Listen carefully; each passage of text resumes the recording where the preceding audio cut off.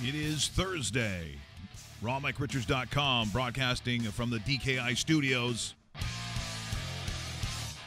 Today we look at, well, a bunch of things, including Carl Subban, his book, How We Did It.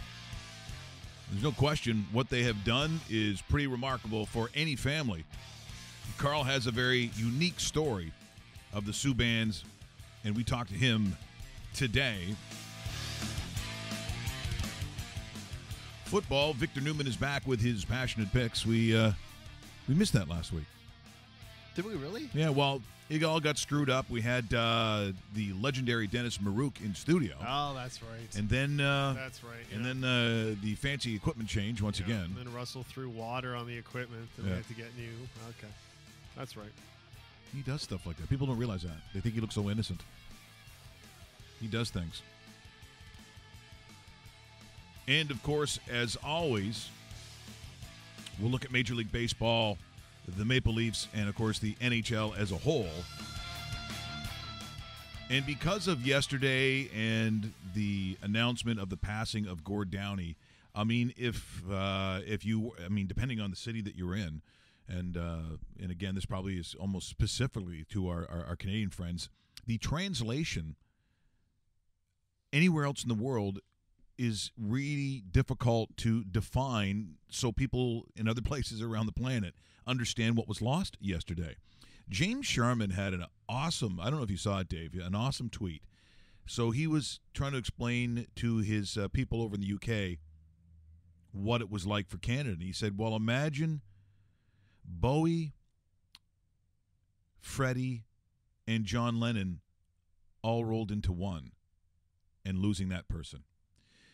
That's how he explained it in the UK. When you think about Interesting, it, yeah. you know, like, and because there was a lot of that yesterday. Someone said south of the border, so it would be like Bruce Springsteen, Prince, and Tom Petty. Like, you know, there was all these equivalents because, or trying to make an equivalent, because the reality is in this country, and they were so unique, and Gord was so special to this nation, it's hard to find an equivalent. And I think the answer is, Dave, there isn't one. Not that I can think of. Not to the degree that we saw it here in this country. The Tragically Hip did not destroy charts down south of the border. They in some ways didn't make it there. And maybe that made it more special, I think, for Canadians because it was uniquely theirs. It didn't matter what part of the world you went and saw them. I know people who've seen them in the States. Bruce Dobigan's seen them like, I don't know, 3 or 4 times. He said, when you go to those venues where the Hip were playing, you were surrounded by 98% of Canadians who saw them. Because that was their audience. And we really held them as our own more than any other band, because other bands have been bigger. I mean, if you go back to Rush was massive south of the border. When they go on tours, they sold out stadiums and arenas everywhere. Rush was a world band. The Tragically Hip were almost personally ours, and there was ownership of it. So passing yesterday, not surprising, Dave, that because there's only 3 games last night, but the game in Toronto, that they were going to have some sort of tribute to Gord Downie. Yeah, and rightfully so. And they did it in the right way, where they lowered the Barilko banner, of course, the famous 50 Mission Cap song, and they paid tribute to him before the anthems and so forth. So it made a lot of sense. I think it was the right way of doing it, considering what country-wise what he meant, and hockey being that special place. Because when you look at everything Gord has kind of talked about, he's religiously was interviewed by a lot of hockey insiders. Like, part of Bob McKenzie's book had stories of Gord Downie and him loving the Boston Bruins. It wasn't one of these casual fan things. I even remember seeing interviews with Gord Downie saying that part of his days, growing up, was to phone his brother and talk about the Boston Bruins. And it was just like any one of us loving whatever team we love, and having those conversations. And I still have those conversations to the day with my brother and other friends back in Winnipeg about the Jets. I totally know where this guy's coming from. So it made a lot of sense, the partnership with the hockey, and in particular the Toronto Maple Leafs. Well, they did it right, as you said, Dave, last night at the am I calling it the Scotiabank now? No, ACC for Still, another year. Another year. Yeah, another year. And then we'll make the mistake of calling it ACC when it's not. It's getting on my nerves. Yeah, I know. Remember, we used to just say Maple Leaf Gardens or the Odd or Maple Leaf Gardens. That's a name that will never end. No, but, that is true. It'd be nice if it still was, yes. But something about financial. By the way, Air Canada, since you're not naming that building, there's a spot for you on this show. I'm just saying, you just contact the right people. Yeah. Well, you can't get the DKA part because DKI has taken that, so you missed out on that one. Yeah. Well, hey, if they wanna, take that first strike, it's clearly there. It's clearly we are open for business. Just so you know. 2 more strikes there, Canada. So, property of the National Hockey League, and courtesy of our friends at Rogers Sportsnet, here is how it looked at the ACC last night in Toronto. Last night, we lost a beloved frontman of our nation, a troubadour, storyteller, and courageous icon. Gord Downie personified what it means to be Canadian, composing the soundtrack for our country. Gord, you will live forever in the hearts of all Canadians. And tonight, we pay tribute and celebrate all you have done for our country. Please join the Toronto Maple Leafs and all of Canada as we come together to thank and celebrate Gord Downie.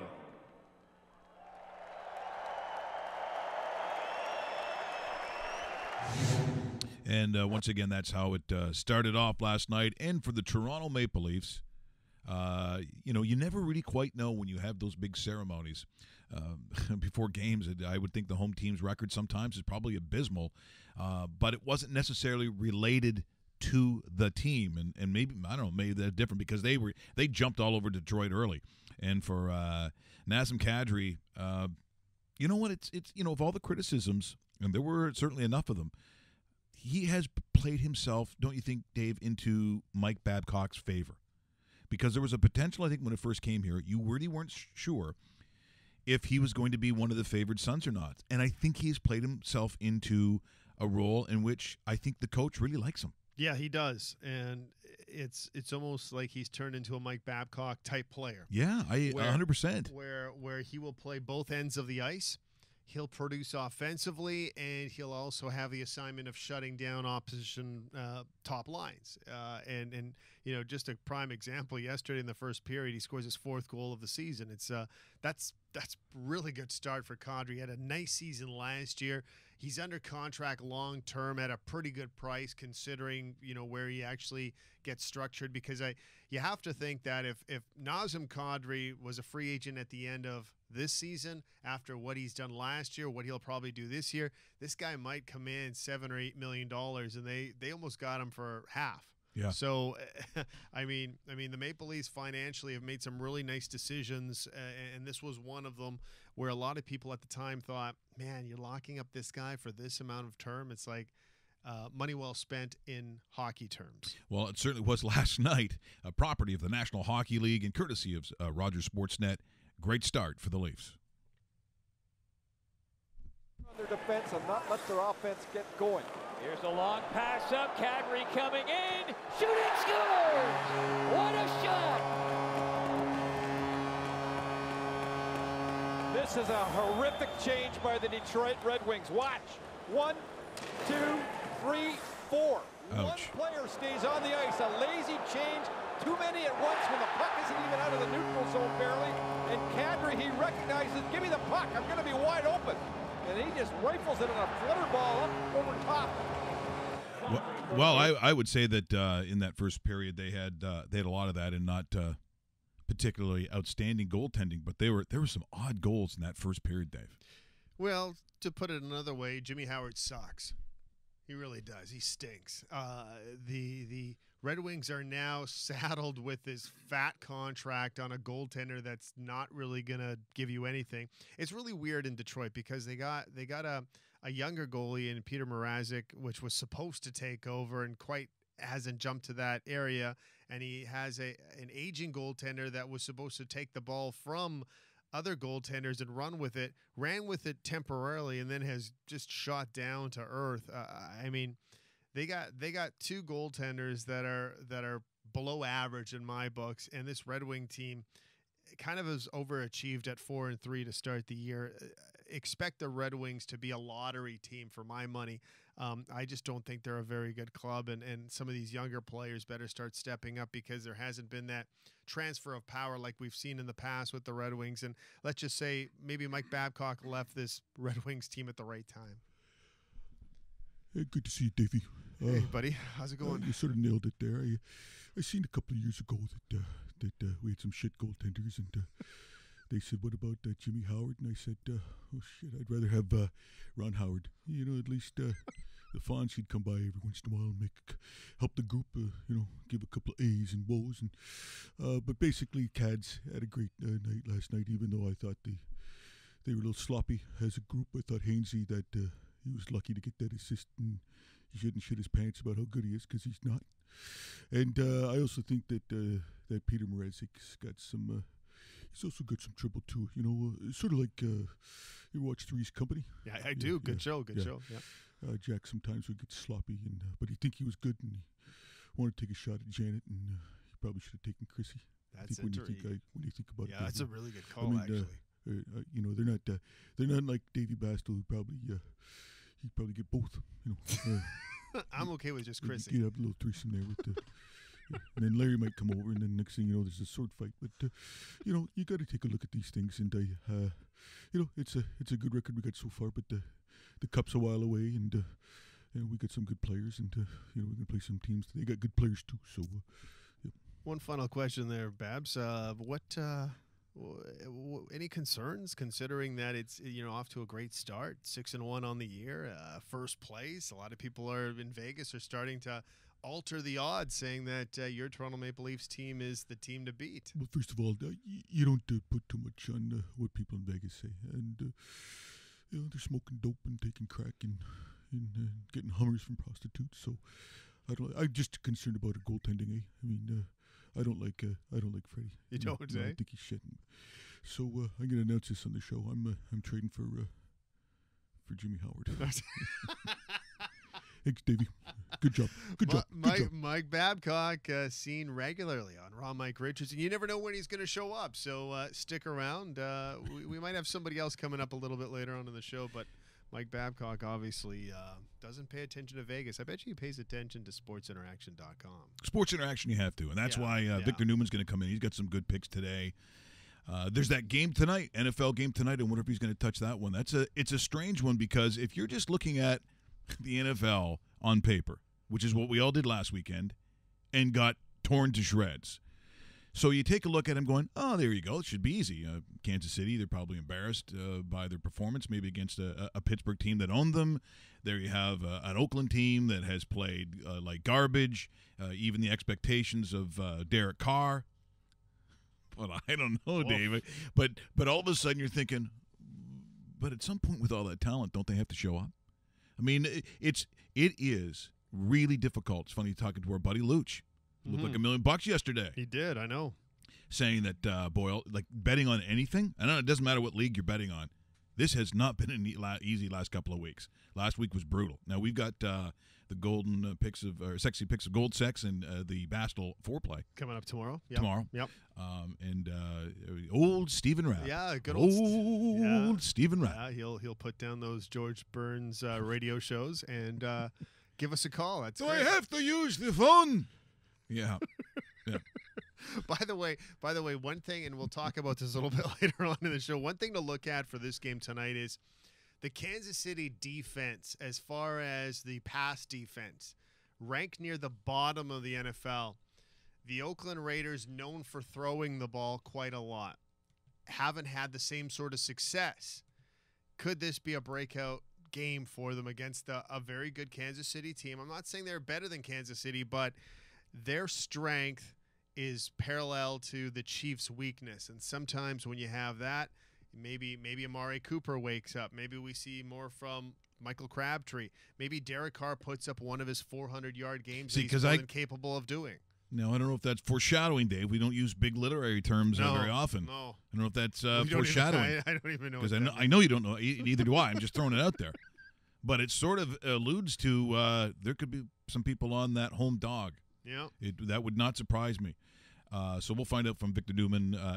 Once again, in about 50 minutes, we'll talk to Carl Subban, his book, How We Did It from Penguin Random House. And it's a very interesting story. It's been a while since we've talked to Carl, so I'm looking forward to that. And by the way,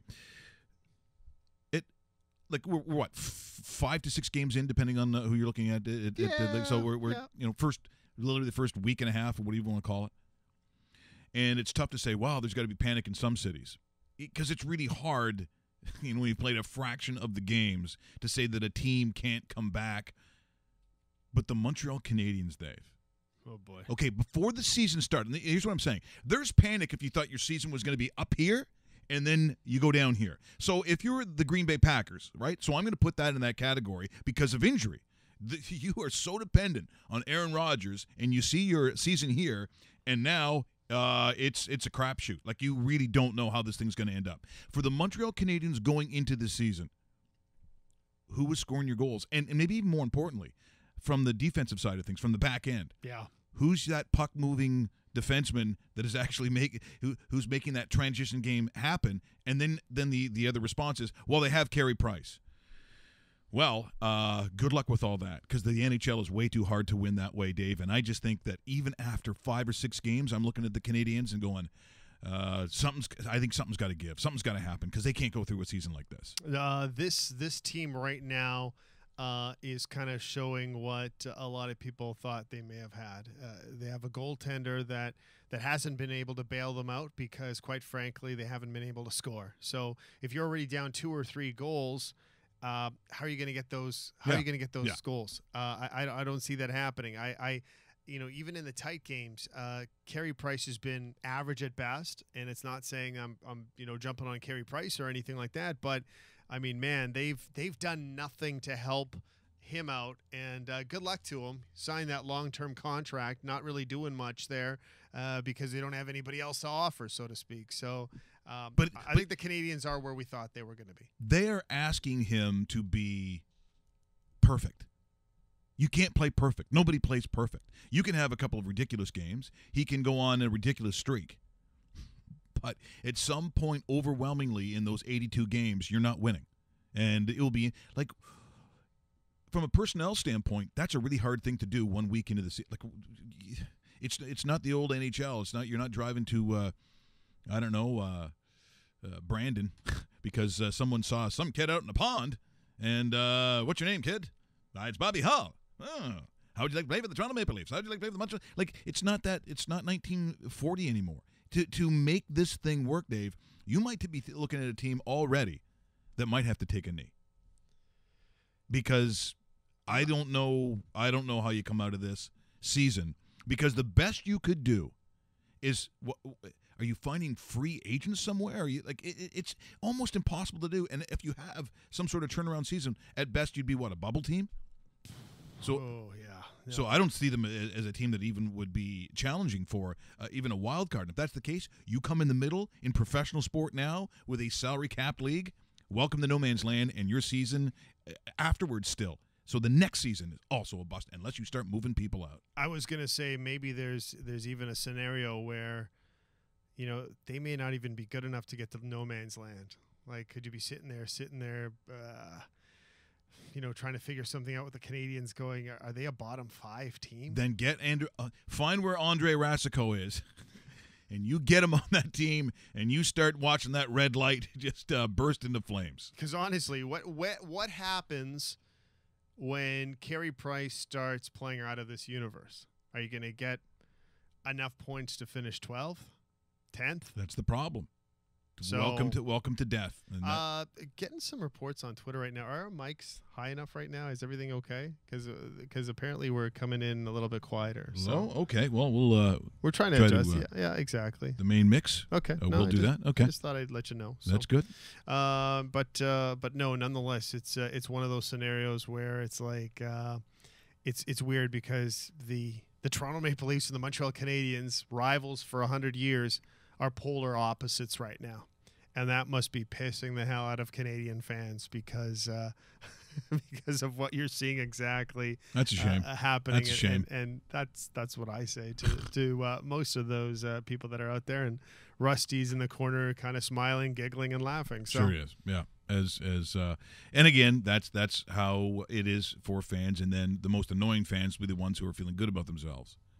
So Leaf fans now are going to move to the front of that line and be the most annoying people of all time. Don't do it. Yeah, I was going to say don't do it. Don't jump into Vancouver Canuck territory don't do of like 5 years ago or 6 years, whenever that was. You know, that meltdown against the Boston Bruins where everybody was cheering for the Boston Bruins in Canada? Yeah. That one. Yeah, don't do that. Looking at Major League Baseball,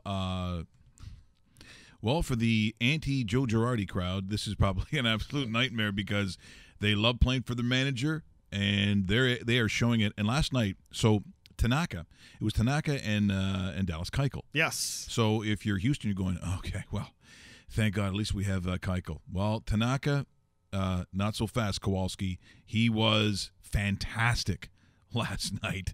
And for Houston, so you're going to what? Verlander, next game, I believe, is probably up. And they need him badly, or the season is over. It could be over. Last night, here's a little look at Tanaka's work, who was on fire, property of Major League Baseball and Major League Baseball Advanced Media. The 1-2. Swing and a miss. And Beltran is gone. He kicks, fires. Outside corner, got him looking. 95 with that fastball. The kick, the 1-2. Swing and a miss. Got him on the splitter. Reddick is gone. 4-0 Yankees, top 6. The 1-2. Swing and a miss.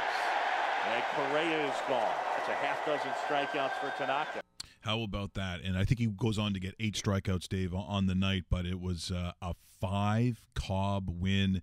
The Yankees now 3-2. It said it will go back now to Verlander, but now you are really just trying to survive at this point. It's an excellent series, and look, we'll get to the Chicago series, the Chicago Dodgers, which really isn't a series at all. No, it isn't. They come back and win, but trust me, that's just going to be window dressing to a degree. You're going to have a rested Kershaw coming up.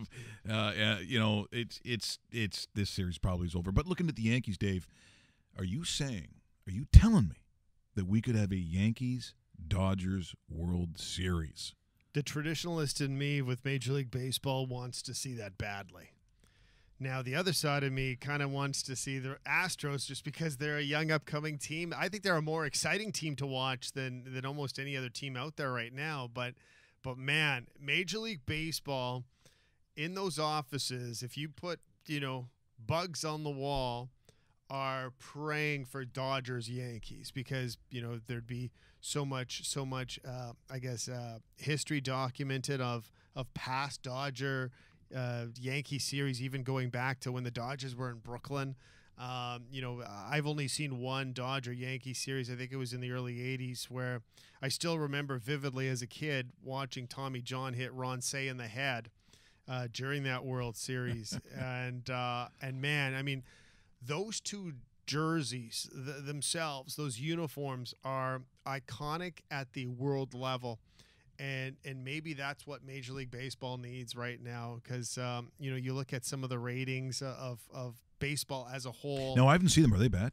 Well, they're not as good, and you're even seeing it in attendance. Like people are staying away from baseball just because of how long the game is, and they're trying to find ways of shortening the game. They're thinking about a pitch clock. They want to make this game that doesn't have a scoreboard into a 2-hour, 30-minute game, and that's just, I don't think that's possible. And the games have actually got longer, which is a little scary. Yes, and especially now with instant replay, where dude on first, who may or may not be out, wants to check the call, so you're adding on 3-4 minutes per instant replay because these things are relatively slow. So I don't know. I think this might be a nice shot in the arm for Major League Baseball, and obviously we're not Dodger or Yankee fans, but from a baseball standpoint, that'd be pretty cool to see at least one more of them in our lifetime. Yeah, it certainly would be. Now, you just mentioned replay, and of course, I had my rant the other day about football replay. Speaking of adding time to a game, yeah. Well, it was Curtis Granderson at the plate. This was the top of the 8th, so the Cubs are leading 3-2.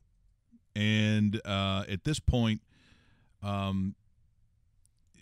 they're going to go to replay because he says, and it was felt that it was like a tip foul, right? Yes. That he actually touched the ball with the bat.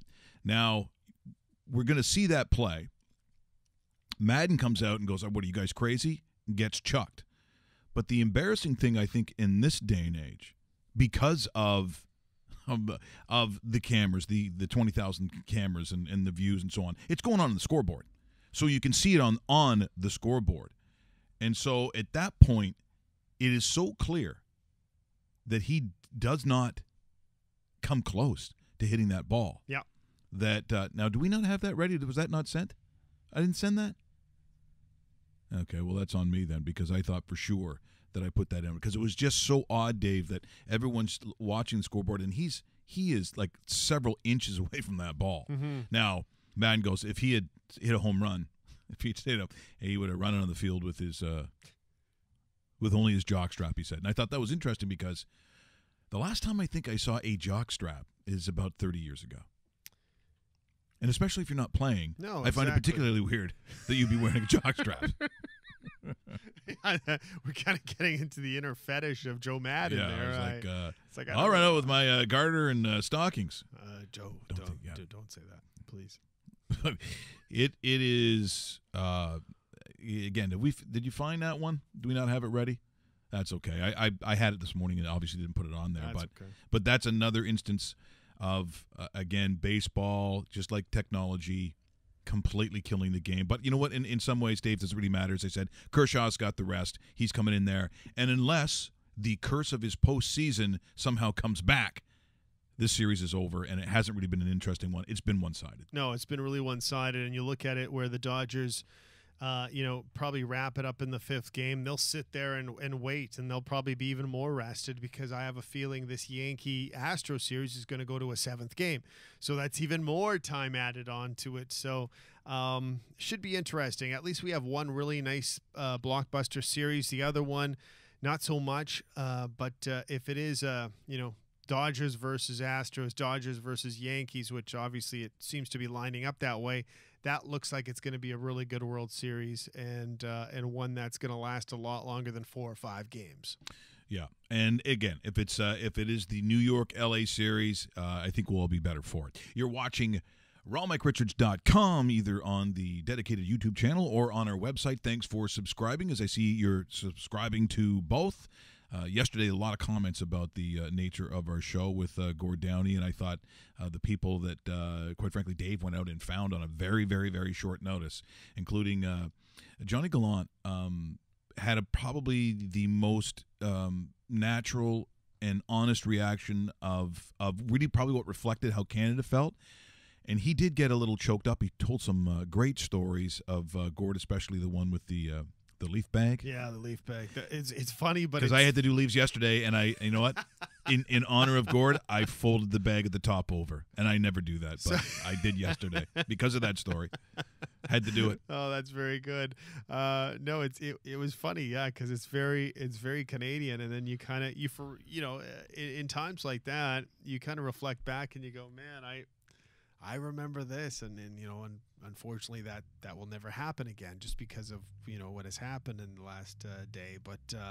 But man, that guy, I have a lot of time for Jonathan Gallant. I think he's fantastic. Every single time we've talked to him, I've had him on the podcast a couple of times as well. So I mean, he's a real Canadian as well, just through and through, and he still plays rec hockey almost a couple times a week, has the family, and and Billy Talent is a pretty awesome band. So I mean, that guy's lived a really good life, and hopefully that continues for a long time, and we could talk to him again and again. So it's really cool. So we're ready for Mr. Subban. Certainly hope so. Okay. Oh, it's ringing. Skype has been unbelievable I lately. love it. Looking for Carl Subban, his new book, How We Did It, here on rawmike.richards.com. Haven't talked to the man in a while. I am looking for Carl Subban. It's Mike Richards from rawmike.richards.com. Mike, good morning. Carl Subban here. Oh, great to talk to you. Hey, it's been a while, and at first I thought, so I'm confused right now. I thought you had retired, but are you back at school again? Yes, I did retire. I've been in retirement for 4 years, and then I was asked by someone to head back to Brookview Middle School in Jane Finch. I'm there working until December. So you're kind of doing what Michael Jordan did. You retired, and now you're coming back for the money. Is that what you're doing? Yeah. Well, yeah. I just, you know what? I guess I want to hit some home runs too with the kids up there. So I realize now that how much I miss being with the kids and miss the profession. So it's nice to be back. Well, Carl, being from a family of teachers. Father, my brother, a teacher, married to a teacher. It's teachers and coaches all on my side. So I certainly understand. And as people, I think, have to realize it is certainly not a vocation you do for the money. It is something that you do because it is it's your lifestyle. It's who you are. It's the nature of mentoring. It's the understanding of what you get back from doing a job like that, because it's probably more than just a job. And that's why I think in writing this book, How We Did It, those kinds of standards that you have as a professional, they come from somewhere, and generally it comes from family. And when I look at your boys and how they act, it's obvious they've come from structure. And I think that what you do professionally and obviously what you've done personally, and I believe would be in this book, it's got to start somewhere. And to me, it's always family first. No, you're right. You are so right. You've heard this. I've heard this saying, the home is the first school and the parents are the first teachers. And when the home is a really good school and those teachers are good, especially in those early years, it really sets our children up for success. Well, in this book coming out, obviously at some point, maybe you were retired when you did this. Was this something that you were approached by? Now, having written a book myself, someone approached me and said, would you write this book? But how was that for you? Was it something that you wanted to write, or were you approached? Well, it was during my last 7 years or 6 or 7 years of teaching, of leading a school. I decided that, listen, I started to think about retirement, and one of the things I wanted to do was to write a book just about teaching and working with young people. That's what I wanted to do. And the second thing I wanted to do in retirement was to do some public speaking. But, as my career winded down, the boys' popularity started to grow, especially PK, and Malcolm and Jordan followed suit in Belleville, and Malcolm played on Team Canada and eventually was drafted, and Jordan was drafted. And over that time, everywhere I would go, people would ask us, and Maria too, my wife, how did we do it? What did we do to raise 3 boys who were drafted and signed by NHL teams? And so that question became like a familiar narrative everywhere I would go. And so I decided that I wanted to write a book. And then I was doing my tour, working for another company, my media tour. And then I ran into a friend of mine, Scott Colby, who was my co-author. And he attended the Lakehead basketball camps when I was a student athlete at Lakehead University. And we also worked at A&P together. And he said, Carl, do you want to write a book? I said, Scott, you know what? I've been thinking about it. Let's have coffee. And there we go. You have the book in front of you. Yeah, it's a great read as well, Carl. Great talking to you this morning. Thanks for joining us on the show.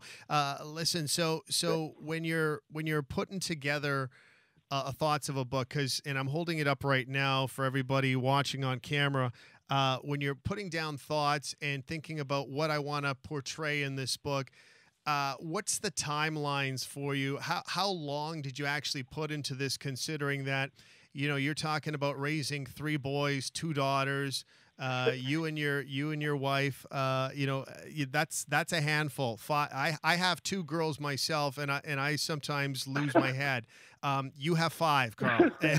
So, Yes. and I'm just wondering, how hey, did guys, that work? And I have 400 in the school I'm working at right now. So 405. That's what I did. So how did that, like, timelines and putting down all your thoughts to paper? I'm guessing this was probably over the course of a couple of years before you thought, okay, I want this in there, I want this in there. How long did it take you to put this together, Carl? Well, Scott and I got together. It took us about 2 years.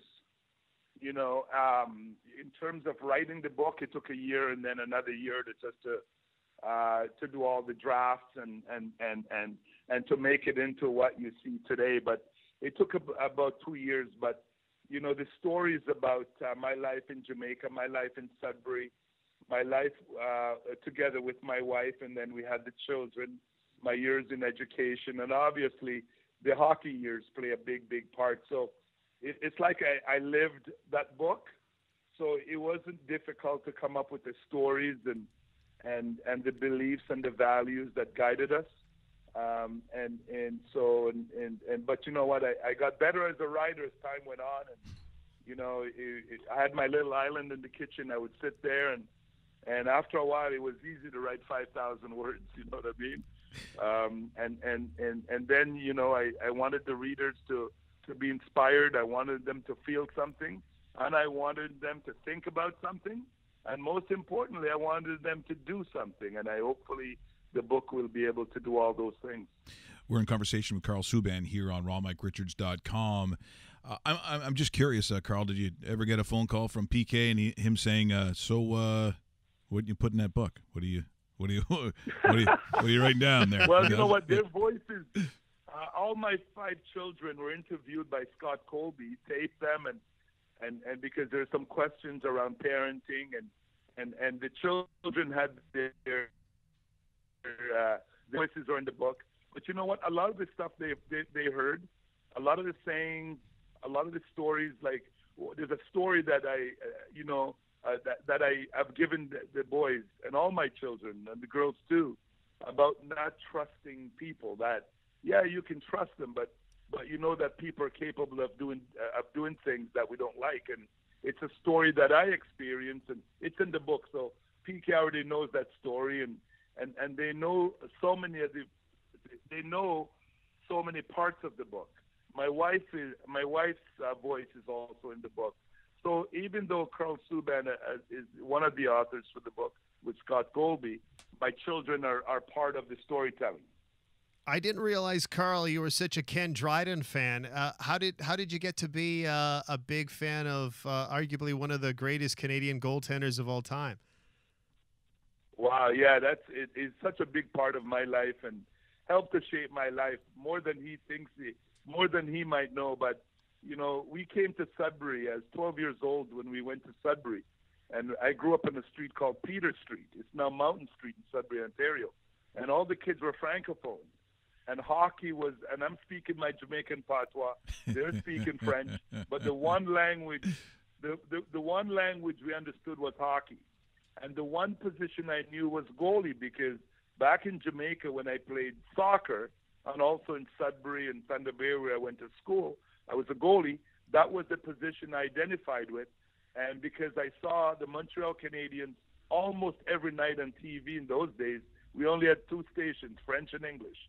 And so I fell in love with the Canadiens, and in turn fell in love with Ken Dryden. And I had a dream in Jamaica to be a cricketer, but I also had a dream in Canada in my early years to be an NHL goalie. Mind you, it didn't have a lot of shelf life, but Ken has influenced me. And so if I did play hockey, you know, the position I would have played, and Malcolm, there he is, you know, being a goalie, and so I guess Dad.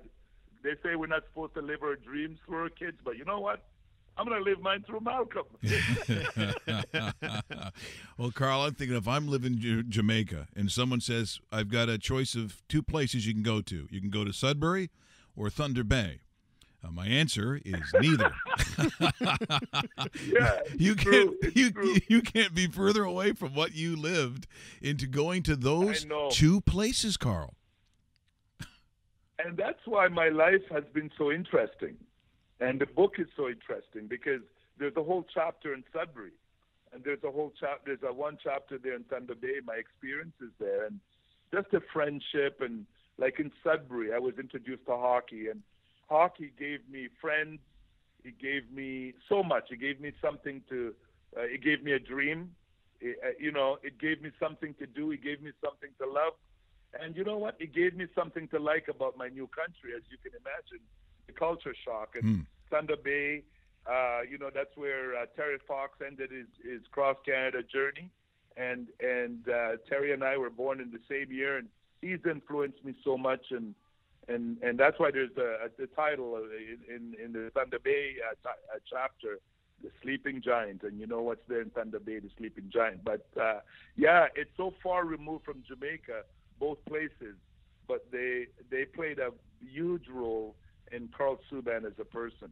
Now, Carl, the one thing that we certainly didn't talk about a couple of years ago when we met, and I guess maybe it's the one thing in Canada that we don't think of often because we don't think of ourselves as overly bigoted or racist, and yet we're living right now in a climate where it's about as tense and sometimes ugly as I've ever seen it. Now, coming from Jamaica and going to Sudbury and Thunder Bay, where I am sure you would have been one of the few, if only black person on either the street, in your class, on your team, and therefore you get a completely different perspective now in raising your kids, and going south of the border where it is very, very different. What is your perspective on just what we're seeing culturally with the talk of inequality, which we know exists, but just the way that young people are handling it? And quite honestly, with your guys who are professional athletes, they play in American cities, what kinds of lessons or experience did you have in coming to this country, and where do you think it's ended up for your guys in terms of equality?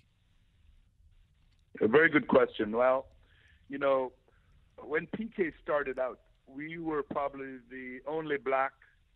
Maria and I were the only black people in most arenas. Okay, and growing up in Sudbury, there were few black families there, but so it was like those early hockey years. We didn't see a lot of people who looked like Carl and Maria Subban around. But the one lesson I guess my parents gave me, and Maria had it in her too, is that we're not. I'm going to make this statement. I'm not sure what role race played in my achievements and my children's achievements, but the one thing I know for sure, and I'm going to say this, is that we didn't want race to be the excuse or the reason why we didn't do something in life or we didn't achieve in life. But that's one thing. Going back to my Sudbury days, I experienced the power of sports to unite us. First was when I came to Canada, hockey was the tool that helped me to integrate into this country. Without it, I don't think I would have transitioned into my new culture as well as I did. It was because of the sports. And also, I remember the 72 Russia-Canada series. I'm sitting there at Lansdowne Senior Public School in Sudbury, Ontario, in the basement. And Sudbury is a very diverse city. And so I'm sitting there with all these children whose families are from different parts of the world who are working in the mines. And guess what? They were all cheering for one team, Team Canada. And that's the power of sports. And there were no politics there that day. There was no religion. It was just we're cheering for Team Canada. And that is the power of sports. You see, sports can unite us like nothing else can in our society. And like PK said, he's not going to disrespect the flag. I didn't speak to him about it, but I agree with him that yes, there are injustices, racial injustices, there are injustices around sexism and so on. However, I think that there are other places where we can make our point. There are other places where we can protest. I don't want to take the power of sports away. And sports is also a diversion for so many of us. Life is so hectic. It's so stressed. And you know what? I look forward to Saturday night, on the hockey night in Canada, sitting down and not worrying about who's raising their fist or who's kneeling. Saturday or Sunday afternoon, I want to watch a football game and talk about the touchdowns and the great plays, not about who's kneeling. But there's a place for it. There is a place for it. And I'm working in a community where I see injustices, where I see what poverty is doing, because poverty, as you know, affects outcomes, both educational and life.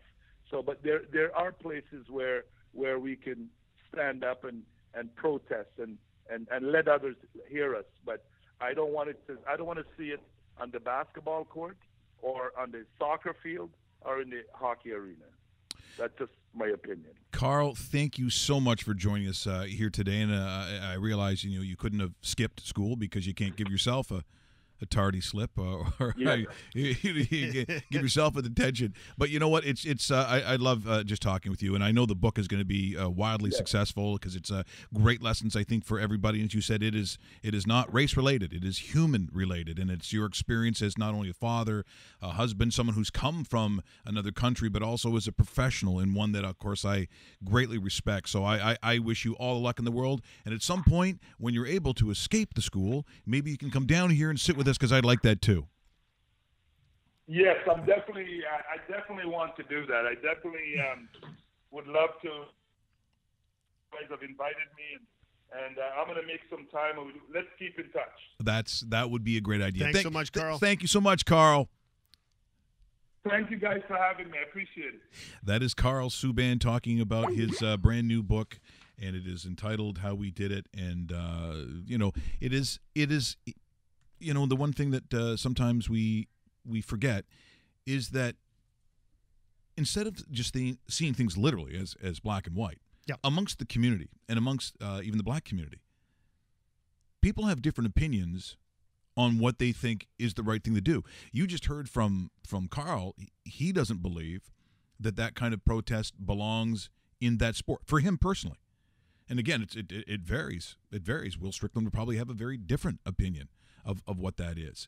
But it's that I think the honesty that comes from a Carl Subban, and look, where he teaches, he sees poverty, he sees poor. Yes, he does. And a lot of them would come from places, from some of the islands. And look, he's got to work really hard to instill within those children a self-esteem. Sometimes it is a value system. A lot of single families where single parents where he would be a principal. And let me tell you, for those that think teachers, they take the job because they get the summers off, if you could spend 2 whole days in an elementary school, if you have kids of that age, and now Dave, so Marissa is junior kindergarten. If you had to spend a couple of hours even, you see if you could make it a week. I know you can't. If you haven't been in a school, because it's crazy. It's crazy time in there. And there are all those issues. Plus, I think it's tough being a hockey coach with hockey parents. How about parents, period? Because we're talking probably at least 20 kids in the classroom. He deals it as a whole school. And so his value system, which, is obviously very, very strong, has, seeped into how he's raised his kids. And how are you going to argue with his kids and 3 of them, the boys being in the NHL? He must have done something right. I thought it was great having him on the show today. Yeah, it was fantastic. By the way, you mentioned it, How He Did It, the Subban Plan for Success in Hockey, School, and Life.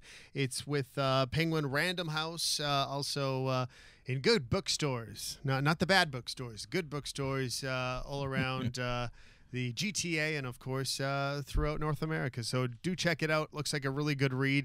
I kind of got halfway through it, Mike. I still got some work to do. But when you throw the Marouk book, you throw this book, the Gilmore books out there. Yes, that's true. Ned Coletti has a book that I have at home. I'm trying to think of the other one. Oh, the Gilles Gratton book that I was telling you about. I got enough reading this month alone than I did in high school. So, and I'm not the best reader in the world. Yeah. So there's a lot of catch-ups to do, but this is definitely halfway through my list, and I look forward to finishing it off soon. Now, before we get to Victor Newman, maybe we might want to go through, because we haven't gone through the lines at all. Okay. You want to fire that up? As we get ready for Thursday night football. As we mentioned, it's going to be an interesting game because anything that seems simple right now in football, it just isn't. And every time you look at these lines, the first instinct might be the wrong instinct. So let's start with tonight. You've got on the road, Kansas City, Oakland, sort of that's an old school AFC matchup. But it may not be as simple as you think. Yeah, absolutely, Mike. Right now, Kansas City coming off that loss to the Pittsburgh Steelers at home. 3-point favorites on the road against an Oakland team that, for our money so far, when we kind of updated our rankings earlier in the week, have struggled. They've kind of been a little bit of a failure and not the Oakland Raider team that I thought we were going to see. Well, not having a healthy Derek Carr would be a part of it. Now, they did pick up that linebacker from San Francisco. Bowman, yeah. That is a bit of a tackle machine. So with him, Khalil Mack, you got to think that they're going to show up. But this is an interesting matchup. And at -3 on the road, there'll be a lot of people thinking, okay, at some point the talent on Oakland's got to show up. There might be a lot of people taking the home dog. Yeah, exactly. Home team points in the division. We'll get to that in a bit. Some of the other lines we're looking at for Sunday, Tennessee 5.5 points, a favorite in Cleveland against a Browns team that has not won a game this year. And those, it's like, so every week you're like, is this the week? Is this the week? Is it possible they could lose every single game? You know what? That's very possible. And it's really hard to do, though. And it's hard to do. It is hard to do. Yep. Moving along, Jacksonville coming off a loss to the Rams. They travel to Indianapolis. We don't know exactly who is under center for the Colts, but according to this number, it is Jacksonville -3, so that would tell me that Andrew Luck will not be ready this weekend. You know what? I don't think Andrew Luck is ready for this season. I don't think he's playing. I don't think he wants to. I don't think. I mean, if it's him, it's like, holy shit, are we bad? Ow! Ow, my shoulder. There's nothing wrong. That's the wrong shoulder. Other shoulder. Yeah, exactly. Minnesota, 6-point favorites. They're home to the Baltimore Ravens. You never know what you're going to get with the Baltimore Ravens. Are they going to be good this week, or are they going to stink this week? Because you're looking at them going, oh, no problem. Obviously, it's Minnesota. There is no obvious this year in the NFL. And so it's almost a touchdown. But I think a lot of people are going to be on Minnesota. Tampa Bay and Buffalo are closed right now because of the Jameis Winston injury. So we'll move on and say the Jets in Miami. The Dolphins currently 3-point favorites in a pretty good rivalry game, and one that's kind of gone back and forth throughout the last decade. Here's Yard Dog saying, when you're torn, Ezekiel Elliott might return to the Dallas Cowboys, but you play against him in fantasy this week. So that's a fantasy pick against him, thinking that he may or may not play, I guess. So you sit him? Yep. An option, yeah. In his opinion. It's interesting he says that, though, because that's not 100%. It is against San Francisco. You know what I mean? Because right now, Dallas 6-point favorites in San Francisco. San Francisco not a very good team. But they don't lose by a lot. No, they don't. They don't. They do seem to be a little bit of blanket coverers. Speaking of that, speaking of missing players, Aaron Rodgers out of the lineup for the Packers. We know that. The Saints go to Green Bay and are 4.5-point favorites on the road. I get it. And there's a reflection because is Hundley going to get them into the end zone? Because look, the Saints are going to get their points. Yes. So 4.5. And Lambeau Field isn't cold right now. No, it's not. You're not going into snow and blizzard temperatures and frozen tundra and all that stuff. Drew Brees is going to play anyway. It doesn't matter. Yeah, exactly. Giants, and this number has come down a little bit, Mike, because if you bought in on the number on Sports Interaction earlier this week, you could have got 7s. Right now, Seattle 5.5-point favorites in New York to face the Giants, who are coming off a big win against the Denver Broncos in Denver last weekend. See, and that's the problem as odds makers and those of us who are looking at it. You get confused by maybe what happened the week beforehand. Are you buying into the Giants playing that well, or was Denver that bad? That's what you got to ask yourself. And speaking of confusing numbers, it's Atlanta on the road. Now, Atlanta on the road is different than Atlanta at home, but Atlanta in general hasn't played very well. No. Well, they're 3.5-point dogs in New England on Sunday Night Football against the Patriots. Oh, I get it. Yeah. It's and I'm sure they're excited to see those uniforms again. Oh, great. How many points do we got to be up? Probably not enough, boys. Probably not enough. Monday Night Football game. This promises to be a pretty good one, actually. Washington, who's a pretty decent team this year, facing Philadelphia, who's been a very good team this year. There's maybe a surprise to a lot of people, but at 5-1, they're one of the best teams in the NFL, and they're 4.5-point favorites at home to the Redskins on Monday night. Well, I do believe we see it. It's been because he was not here last week. Because of the confusion. So as I take a look, the limousine has, yeah, it's pulled up. Here he is. I think it's. Is he walking in? Yeah. Oh boy, he's kind of strutting in here. He's not really walking. Okay, well, you know what? It is Thursday, and it is his segment. It is his show, basically. It might even be his city. Is Victor Newman and his passionate picks? Good morning, Victor Newman. Well, I want to say something to you, David, right now. Okay. You're damn fantastic. Oh, geez, I was expecting something else. No, you're a striking-looking young man, and you've got strong calves. I do, eh? Yes. Thank you. And you know where those come from. Don't say you. By the way, how's your mother doing? She still with that bum? She says hi. I bet she does. All righty. As much as I love Winnipeg and the obvious time I spent there years ago. Oh, boy. I do not like them this week in the Canadian Football League. Uh-oh. They clinched last week. They're very excited, but they did not look good. The Toronto Argonauts have lost 2 in a row, but they're at home. At -1.5 in the Canadian Football League, take Toronto over the damn Winnipeg Blue Bombers. Hamilton travels to Montreal. Montreal generally is going to be fun, and for the Tiger Cats, once again, it will be. At -3.5, I like what June Jones has done. Although I think that's a terrible name for a man. I'm just going to ask you, how many Junes do you know that are male? Well, I believe Russell's middle name is June. So that's 2. Let's talk about NCAA football. Memphis has been very impressive. They're now 5-1. They're at Houston. Let me tell you something, Houston. As much as I like the word cougar for obvious reasons, not this weekend. Another Tiger team I like. At +3, you're getting points, and I think they're going to win the damn game. So get that through your heads, because I'm Victor Newman. You got that? Oklahoma is at Kansas State. I'm going to take them -13.5. They win at least by 2 touchdowns. They're good, and they're going to cover. Speaking of covers, I don't use covers when I sleep. You don't? I sleep in the nude. You do, eh? And then I do push-ups.